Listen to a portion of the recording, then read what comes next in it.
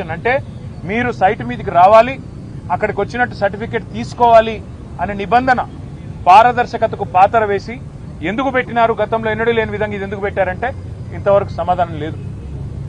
భారతదేశంలో ఎక్కడా ఏ కోల్ గనిలో లేని, ఏ బొగ్గు గనిలో లేని నిబంధన ఇక్కడనే ఎందుకు పెట్టినారు అంటే ఇంతవరకు సమాధానం రాదు. అట్లాగే నిజంగానే 2018 నుంచి 2024 వరకు ఈ నిబంధన గనక కేంద్ర ప్రభుత్వం ఒకవేళ సిఫారసు చేసి ఉంటే ఆ రోజున్న బీఆర్ఎస్ ప్రభుత్వం అమలు చేయలేదు. అన్ని టెండర్లను కూడా ట్రాన్స్పరెంట్ గా మేము పిలిచినాం. అందుకే ఆ రోజు అన్ని మైనస్ టెండర్లు వచ్చినాయి. ఎస్టిమేటెడ్ కాస్ట్ కంటే తక్కువ ఖర్చుకే సింగరేణికి డబ్బులు ఆదా చేస్తూ ఆ రోజు జరిగిన మాట వాస్తవమా కాదా? మరి ఆ రోజు ఆ టెండర్లలో లేని షరతు మీ ప్రభుత్వం వచ్చిన తర్వాత ఈ సైట్ విజిట్ సర్టిఫికేషన్ అనే విధానం ఎందుకు పెట్టారు, ఎవరికి లాభం చేయడానికి పెట్టారు అంటే ఇంతవరకు ప్రభుత్వంలోని బాధ్యులు ఏ ఒక్కరు కూడా సమాధానం చెప్పట్లేదు. 2025-26లో నిజానికి జనవరిలో ఒక టెండర్ చేశారు ఈ నిబంధన లేకుండా.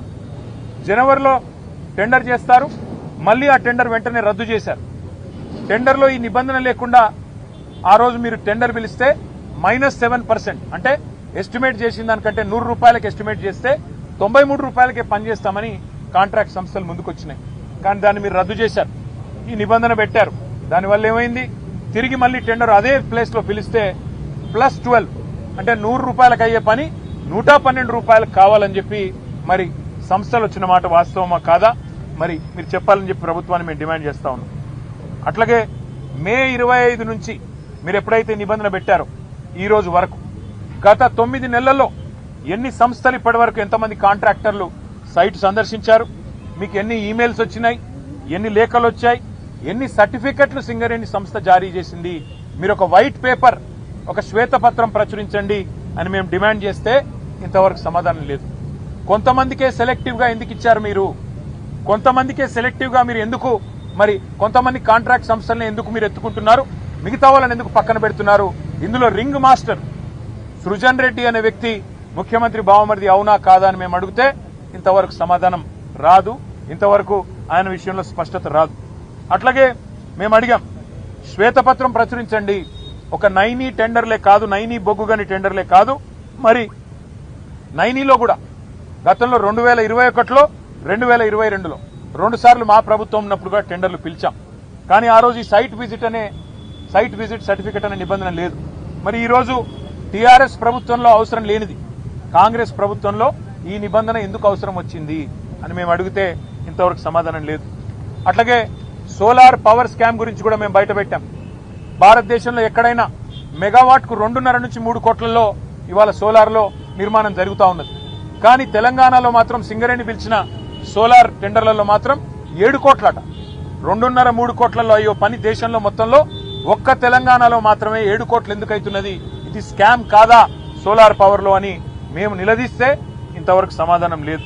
అట్లాగే ఎక్స్ప్లోజివ్స్ ఏవైతే గనుల్లో వాడతారో జిలెటిన్ స్టిక్స్ 30% అదనంగా రేటు పెంచారు, ఎందుకు పెంచారు అని మేము అడిగితే సమాధానం లేదు. చివరికి సింగరేణిలో ఒక డైరెక్టర్ జీవీ రెడ్డి, డైరెక్టర్ వికే శ్రీనివాస్, ఈ ఇద్దరు కూడా ఇది 30% అదనం ఎందుకు పెడుతున్నారు, ఖర్చు ఇంత పెట్టాల్సిన అవసరం లేదు, జిలెటిన్ స్టిక్స్ మీద ఎక్స్ప్లోజివ్స్ మీద 30% ఎందుకు పెంచారు రేటు అని చెప్పి వాళ్ళు డైరెక్టర్లు నిలదీస్తే బోర్డులో వాళ్ళ మీద యాక్షన్ తీసుకున్నారు తప్ప కాంట్రాక్టర్లకు లాభం చేసే పనిలో మాత్రం కాంగ్రెస్ పార్టీ వెనుకకు తగ్గలేదు.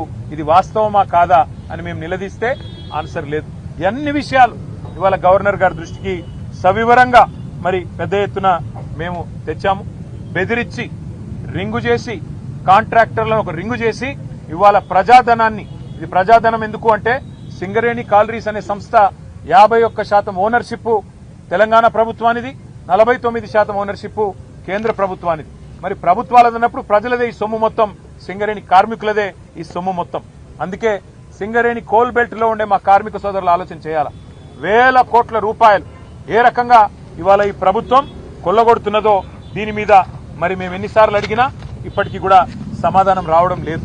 వాస్తవం ఏంటి అంటే అన్నదమ్ములు దోచుకునే సరిపోవట్లేదంట రేవంత్ రెడ్డి గారికి. హిల్ట్ కుంభకోణం పేరు మీద హైదరాబాద్ లోని పారిశ్రామిక వాడల్లో భూములను కొల్లగొట్టడానికి 5 లక్షల కోట్ల విలువ చేసే 9,200 కోట్లు 9,200 ఎకరాల భూమిని కొల్లగొట్టేదానికి ప్రయత్నం చేస్తే మా పార్టీ బయటికి తీసుకొచ్చింది. అన్నదమ్ముల దోపిడిని అడ్డుకున్నది. కానీ రేవంత్ రెడ్డి గారు అన్నదమ్ముల దోపిడి సరిపోవట్లేదంట.